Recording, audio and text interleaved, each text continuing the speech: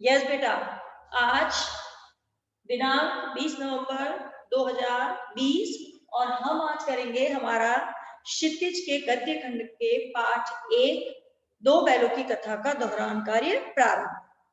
ठीक है, दो बैलों की कथा जो है बेटा वो एक कहानी है जो हिंदी के प्रसिद्ध साहित्यकार प्रेमचंद ने लिखी है।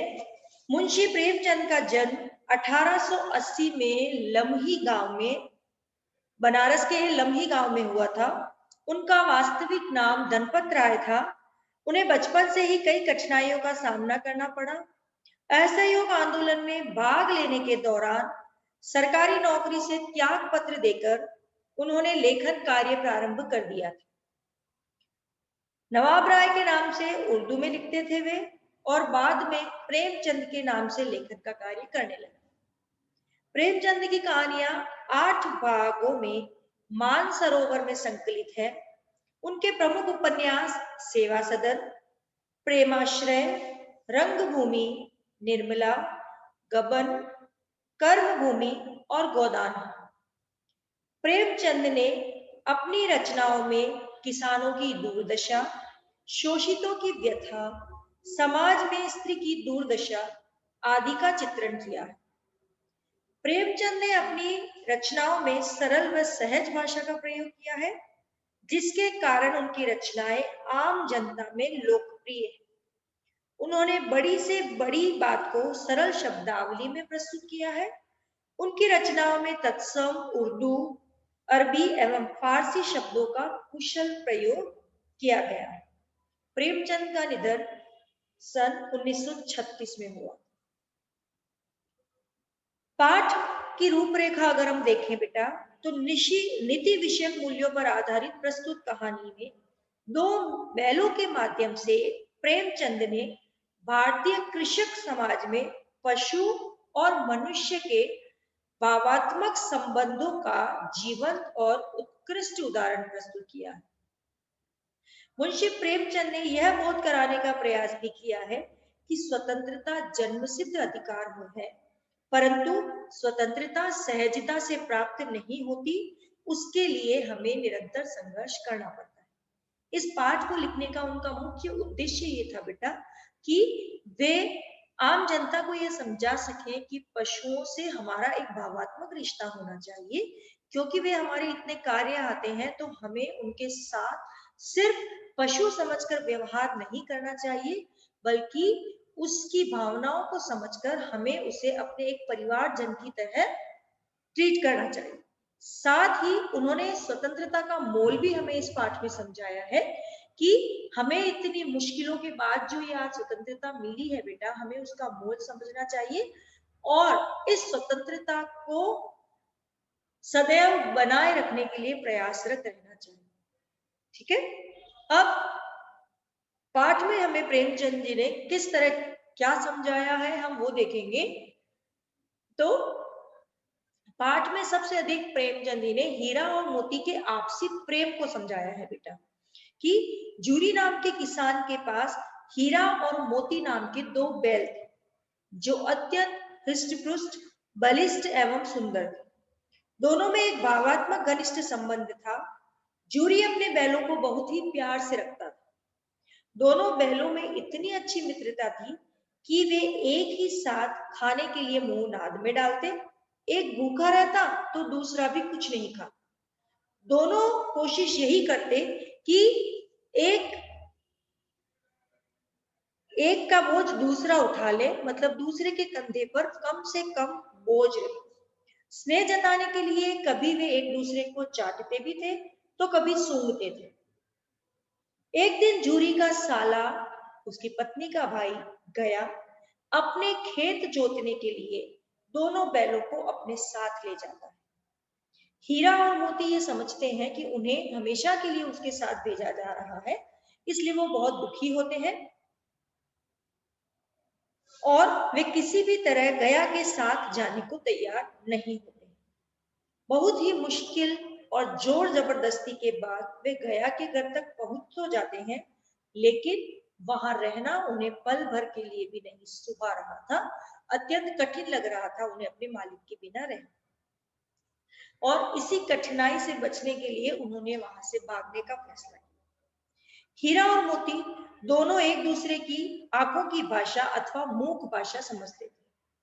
दोनों ने आंखों ही आंखों में वहां से भागने की योजना बना ली। रात के समय दोनों अपनी अपनी रस्सी तोड़कर अपने मालिक जूरी के घर वापस आ गए।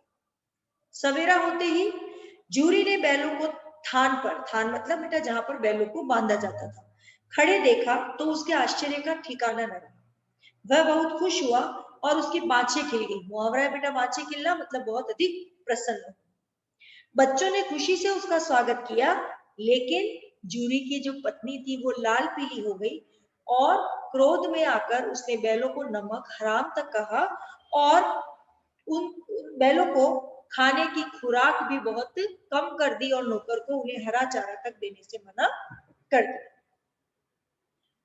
ये तो एक दिन की बात हुई, लेकिन गया उन्हें लेने के लिए पुनः वापस आया और दोनों को वापस गया के साथ उसके घर भेज दिया। दूसरे दिन जूरी का साला गया आया और बैलों को मोटी रस्सी से बांधकर अपने घर ले गया। बैलों के साथ अब वह रूखा व्यवहार करता था, सूखा भूसा खाने को देता, दिन भर हल में जोतता और बिल्कुल उनसे प्रेम पूर्वक व्यवहार नहीं करता था। हीरा और मोती ने कभी ऐसी कल्पना नहीं की थी कि उनका जीवन कभी इतना नरकमय भी होगा। परिणाम स्वरूप वे दिन प्रतिदिन कमजोर होते चले जाते हैं और बेमन से वहां रहते हैं। कभी कभी तो ऐसा होता था कि वे दोनों बैल अड़ जाते थे कि आज एक भी कदम नहीं उठाएंगे, तो गया उन्हें इतना बुरी तरह से डंडे से पीटता था और दोनों बैल हर वक्त इसी प्रयास में लगे रहते थे तो किसी ना किसी तरह वहां से वो भाग जाए, लेकिन वो अपने इस प्रयास में सफल नहीं हो पाते। गया के यहाँ पर बेटा एक बच्ची थी छोटी सी। वह उन बैलों को जब देखती थी तो उनकी स्थिति वह स्वयं के समान पाती थी, क्योंकि उसकी माँ की मृत्यु हो चुकी थी। उसकी माँ भी सौतेली थी, उस है ना। वह जब उन दोनों बैलों को देखती है तो उनकी जो कष्ट है, उनकी जो भावनाएं है उनको समझ पाती है और रोज रात को उनको 2 रोटियां खिलाती थी, एक हीरा को और एक मोती को, जिससे प्रेम के भूखे बैलों की आत्मा तृप्त हो जाती थी। परंतु पेट की भूख उनकी ज्यों की त्यों बनी रहती थी, क्योंकि उन्हें खाने के लिए पर्याप्त चारा और भूसा नहीं मिलता। प्रेम के इस प्रसाद से उनका साहस और हौसला बना रहता था कि बैल भी जब देखते थे कि छोटी सी बच्ची जब कष्ट सह सकती है तो हम भी सह सकते हैं, तो दोनों एक दूसरे से प्रेरणा पाते थे और अपने जीवन को काट रहे। रोटी देने वाली जो बच्ची थी वो भैरों की थी, उसकी स्वयं की मां नहीं थी। सौतेली माँ उससे अच्छा व्यवहार नहीं करती थी। बैलों की दुर्दशा बच्ची से देखी नहीं गई। एक दिन उसने बैलों की रस्सी खोली। उन बैलों के पास भाग जाने का अच्छा मौका था, लेकिन बैलों ने आंखों ही आंखों में इशारा किया कि यदि वे भाग जाते हैं तो उसका परिणाम बच्ची के ऊपर अन्याय होगा, कि बच्ची को मारा पीटा जाएगा कि बच्ची ने भगा दिया। लेकिन इस डर से वो वहां से नहीं भागे, लेकिन बच्ची अचानक जोर जोर से चिल्लाने लग गई और ये चिल्लाए कि फूफा के बैल भागे जा रहे हैं, फूफा के बैल भागे जा रहे हैं। बच्ची के इस अनायास चिल्लाने से उन दोनों बैलों के पास कोई चारा ना बचा और वो वहां से भाग निकले। और जैसे उन्होंने गया को और आते देखा तो उनमें और पता नहीं कहां से अद्भुत शक्ति आ गई और वे पूरी जोर से वहां से भाग गए। गया ने भी बहुत कोशिश की, उसके नौकरों ने भी उसे पकड़ने का प्रयास किया, लेकिन कोई भी सफल नहीं। भागते भागते वे दोनों बैल एक मटर के खेत में घुस जाते हैं और इतने दिनों की जो उनकी भूख थी कि उन्हें जो सूखा चारा खाने को मिल रहा है, वहां सामने यदि मटर के हरे भरे खेत है, तो उन्होंने इतने दिनों की जो अपनी भूख थी वो मटर का खेत खाकर बुझाई, है ना। कि वे दोनों रास्ता भी भटक चुके थे और भूख से भी व्याकुल हो रहे थे, तो भूख बुझाने के लिए वे दोनों मटर के खेत में जा पहुंचे। खेत से वे निकल ही रहे थे कि उनके सामने एक बड़ा सा सांड आ गया। दोनों ने मिलकर सांड का सामना किया।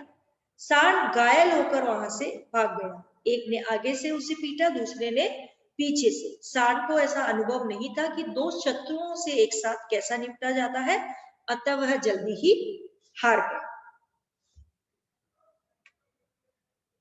वह आगे बढ़े, लेकिन उन्हें झूरी के घर का रास्ता पता नहीं था और वे निकलने की सोच ही रहे थे, तभी मटर का खेत देखे पुनः उन्होंने सोचा एक बार चले जाते हैं, लेकिन रास्ता पता नहीं, तो वो वापस मटर के खेत में ही रुक जाते हैं और मटर खाते देखकर रखवाले उन्हें पकड़ लेते हैं और पकड़कर कांजी हाउस में डाल देते हैं।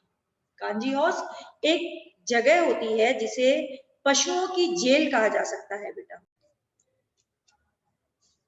कांजी हाउस एक तरह से जानवरों की जेल होती है बेटा, जहां जानवरों को कैद रखा जाता है। ऐसे जानवरों को जो गलती से किसी और के खेत में घुस जाते हैं और उन्हें किसी तरह का नुकसान पहुंचाते हैं, उन्हें जुर्माना लेकर मालिक को सौंप दिया जाता है।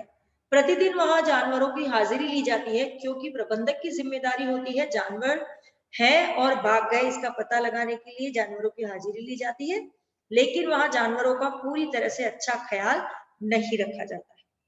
ठीक है, वहां कांजी हाउस में अलग अलग तरह के जानवर थे। वहां से निकलने के लिए उन्होंने कांजी हाउस की दीवार भी तोड़ दी। अन्य जानवर तो भाग गए, किंतु हीरा अपनी रस्सी ना तोड़वा सका, और क्योंकि हीरा नहीं भाग सका इसीलिए मोती भी वहां पर रुक गया, जबकि उसकी रस्सी खुली हुई थी। लेकिन हीरा ने एक बार पहले प्रयास किया था, इसीलिए उसे मोटी रस्सी से बांधा हुआ था, उसे छूटता ना देखकर मोती भी वहां रुक गया। अन्य जानवरों को मुक्त कराकर ही दोनों संतुष्ट थे कि चलो जीवन में कुछ अच्छा काम तो हमने किया। उसके बाद हीरा और मोती एक सप्ताह तक कांजी हाउस में ही रहे। वहां उन्हें खाने के लिए कुछ नहीं दिया गया। दिन में केवल एक बार उन्हें पीने के लिए पानी दिया जाता, जिसके कारण उनकी ठटरिया मतलब हड्डियां निकल आई थी, मांस बिल्कुल कम हो गया था बॉडी पे, और उनकी जो बोन्स थी वो भी बाहर नजर आने लगी थी, पूरा शेप दिखता था। एक दिन कांजी हाउस वालों ने एक दड़ियल के हाथों उन दोनों बैलों को नीलाम कर दिया, जो पैसे से कसाई था। कसाई बेटा जो बैलों को काटते हैं, उसका मांस बेचते हैं, उसकी हड्डियां बेचते हैं, उसकी खाल बेचते हैं, और हर तरह से उस जो मृत बैल हो जाते हैं उससे फायदा उठाने का प्रयास करते हैं। हीरा को बहुत निराशा हुई, उसे लगा कि अब वे नहीं बचेंगे, किंतु मोती का आत्मविश्वास अभी भी बचा हुआ। कहते हैं ना बेटा कि मन में अगर विश्वास हो तो हम कठिन से कठिन परीक्षा भी पास कर लेते हैं, और शायद मोती के इसी विश्वास ने उनमें एक आशा की किरण जगा रखी थी कि वो बच के निकल जाए। मोती को भगवान पर पूरा भरोसा था। जब दोनों मित्रों को लेकर कसाई अपने साथ रास्ते चला, तो जिस रास्ते पर वे जा रहे थे तो उन्हें वह रास्ता जाना पहचाना सा, क्योंकि इसी रास्ते से उन्हें गया अपने घर ले गया था। जाना पहचाना रास्ता देखकर दोनों बैलों के पैरों में एक अजीब सी फुर्ती आ गई, उनकी सारी थकान और दुर्बलता भी गायब हो गई। आगे थोड़ा सा जाने पर हीरा और मोती को एक कुआं दिखता है, जिसे मोती ने पहचान लिया, और आंखों ही आंखों में उसने हीरा को बताया कि उनके मालिक जूरी का घर निकट आ गया है, और दोनों उन्मत्त मतलब बेचैन हो गए कि किस तरह से वो अपने मालिक के घर पहुंचे, और दोनों शक्ति बटोर कर पूरी ताकत से अपने मालिक के घर की ओर दौड़ पड़े, और इतना तेजी से दौड़े कि कसाई उन्हें नहीं पकड़ पाया, और दौड़कर वे अपने स्थान पर जाकर खड़े हो गए। वह दड़ियल भी उनके पीछे पीछे वहां आया। तभी जूरी दोनों बैलों को देखकर दौड़ा और बारी बारी से उन्हें गले लगा लिया। दड़ियल और जूरी में बैलों को लेकर कहा सुनी हुई। दड़ियल उन्हें पकड़कर कहने लगा कि बैल मेरे हैं, मैंने कांजी हाउस से नीलामी में खरीदे हैं। जूरी ने कहा कि बैल मेरे हैं, मेरे थान पर खड़े हैं। जूरी के विरोध और मोती के आक्रमण से दड़ियल डर कर वहां से भाग जाता है। मोती ने भी उसको डराया था ना, उसको सींग से, तो वो मोती से भी डर गया और जूरी ने भी उससे इतना ज्यादा आर्ग्यूमेंट किया कि उसे लगा कि कुछ फायदा नहीं है, तो वो वहां से चला गया। गांव के लोग भी यह तमाशा देखकर खुश हो रहे थे। थोड़ी ही देर में नाद, नाद बेटा जहां पर वो उनकी घास और भूसा डाला जाता है ना, नाद में खली भूसा चोकर डाल दिया गया। जूरी ने स्नेह से उन पर हाथ फेरा। दोनों मित्र अब स्वतंत्र थे। तसल्ली से वह अपनी नाद में खाना खाने लगे। पूरे गांव में उत्साह छा गया। उसी समय जूरी की पत्नी ने वहां आकर दोनों बैलों के माथों को चूम लिया। ठीक है, ये जूरी की पत्नी का व्यवहार ये दर्शाता है बेटा कि वह उन दोनों के ना होने से उन दोनों का महत्व समझ सकी थी, और ये जान गई थी कि दोनों बैल सिर्फ पशु नहीं थे, उनके परिवार के सदस्यों के समान थे। और तब उसे भी लगा था कि ये जब उसके भाई के यहाँ से भागकर आए थे तो वो काम चोरी नहीं थी, अपने मालिक के प्रति उनका प्रेम था। और दोनों बैलों ने हर जगह अपनी स्वतंत्रता के लिए इतना प्रयास किया कि वो मार खाने से भी नहीं चूके, और पूरी साहस के साथ हर परिस्थिति का सामना किया, जिसका परिणाम हुआ कि अंत में वह वापस अपने मालिक के घर अपने स्थान पर आकर खड़े हो सके। तो ये कहानी हमें यही बताती है बेटा कि किस तरह से जूरी ने उन दोनों बैलों को प्यार दिया कि वो हर जगह उसी को मिस करते थे और चाहते थे कि किसी ना किसी तरह वो अपने मालिक जूरी के पास पहुंच जाए। ये तो है पशुओं और मनुष्य का भावनात्मक रिश्ता, कि गया भी मनुष्य है और जूरी भी, लेकिन वो जूरी से इसलिए प्रेम करते थे क्योंकि जूरी उन्हें सिर्फ पशु न मानकर मित्रवत व्यवहार करता था, और गया ने सिर्फ ये समझा कि ये पशु हैं और इनसे काम ही लिया जा सकता है, जबकि जूरी उन्हें खाने को अच्छा देता था और स्नेह से उन पर हाथ फेरता था। उसी स्नेह के कारण वो एक अलग से सम्मोहन में जूरी के साथ बन गया। जूरी से इस प्रेम के कारण ही वह हर जगह से भागने का प्रयास करते रहे और अंत में जूरी के पास आकर ही उन्होंने दम लिया।